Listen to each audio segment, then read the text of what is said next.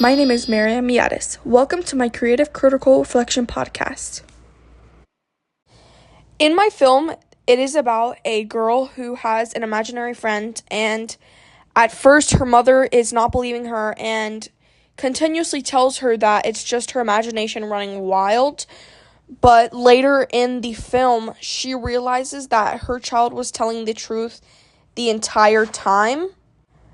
I think that this portrays the fact that children's imaginations are often thought as the only source of thoughts for them. Meaning that when a kid expresses a feeling or expresses a situation that happened to them, most of the time adults tell the child that it's just their imagination running wild. I always hated when I would be told that it's just my imagination running wild.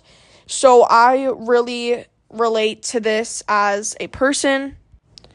So I think that this really connects to a lot of children, especially on the younger side, because when you're younger, you have a very expressive imagination, and that often contributes to that factor. I think my product engages with people who have families, specifically little kids, little siblings, or little kids as themselves who have parents that tell them those things, as well as adults, so it opens their eyes to the fact that children are more than just their imagination. My film would be distributed in a way that in the trailer it just shows the parts that wrap you in a way that that touches your heart.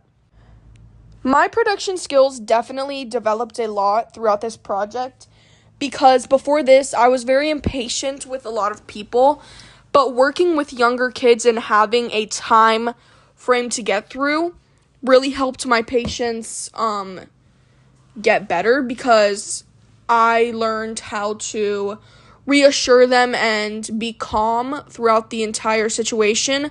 I also learned how to problem solve better and maneuver through issues that may have come up during the process of filming. During production, my actors were constantly asking for breaks or were very often uncooperative, so I had to reassure them or give constant breaks to them just so I can get through the production. Another thing that I learned was how to use certain apps that I have never used before. I taught myself how to edit very quickly as well as Photoshop. That is something I had always wanted to do but never had the time to or had the motivation to learn. I integrated technologies like CapCut and Photoshop Adobe. CapCut really helped me in the entire process because it was very easy to use and the buttons were simple. I edited my entire video on the app, and I used Adobe Photoshop to Photoshop my cover for my film. I had a lot of challenges I had been faced with while editing. One of the biggest challenges was putting all the clips together.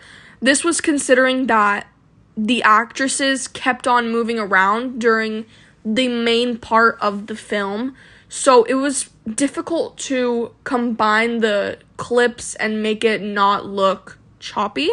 At the end of the day, it looked better than I thought it would, but it still could have used some work. So that was a pretty frustrating part in the process. Another issue I encountered was the fact that in some of the scenes I couldn't hear very well what the dialogue was, as well as background noise like children in the park talking that were not a part of production.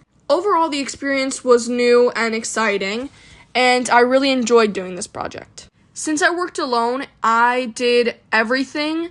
My dad did help me learn a little bit on how to use CapCut, but mostly I taught myself.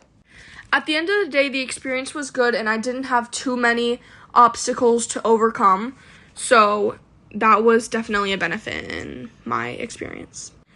To wrap it up, thank you for listening to my Creative Critical Reflection podcast.